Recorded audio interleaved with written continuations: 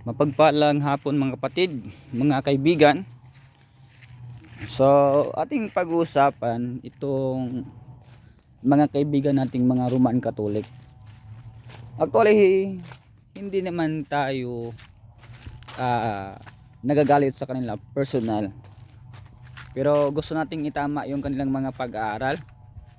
Oh, lalong-lalo na sa turo nila na ang simbahang Katoliko ang makakapagligtas, no? So gusto ko pong i-clarify 'yon. Ano pong kaligtasan ba ang kanilang tinutukoy? Di ba? Kasi lagi tayong nakarinig sa turo ng mga CFD, turo ni Darwin Gitgano na ang simbahang Katoliko raw ay makakapagligtas. No, ang tanong dyan, ano klaseng kaligtasan ba ang tinutukoy nila? Kaligtasan ba ng tao na sila ay maligtas sa gutom? Yun ba yung tinutukoy nila mga kapatid, mga kaibigan? No, kaligtasan ba yan sa physical o kaligtasan sa kaluluwa ng tao?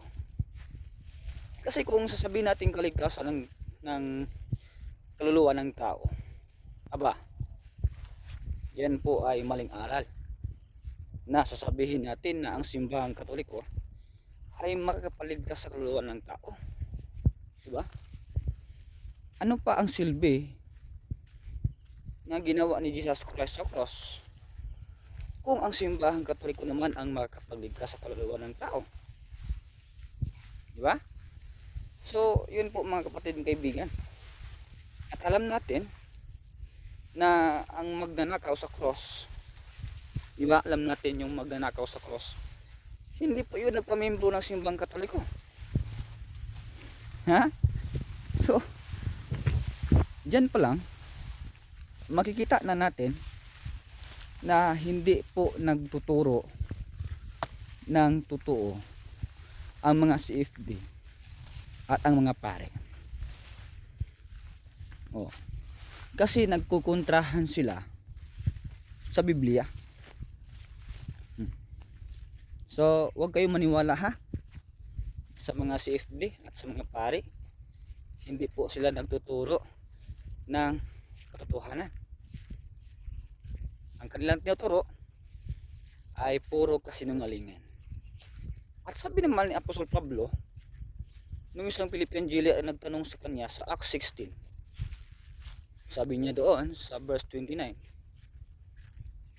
"Sirs, what must I do to be saved?"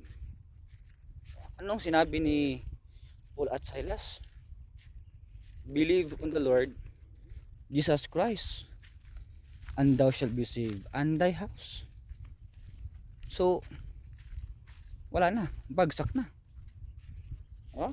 Hindi naman sinabi ni Apostol Pablo na ikaw ay lalapit sa Katoliko, magpamembro ka bilang simbahang Katoliko makapagligtas sa'yo. Wala namang sinabi niya. Kalokohan aral yan, diba?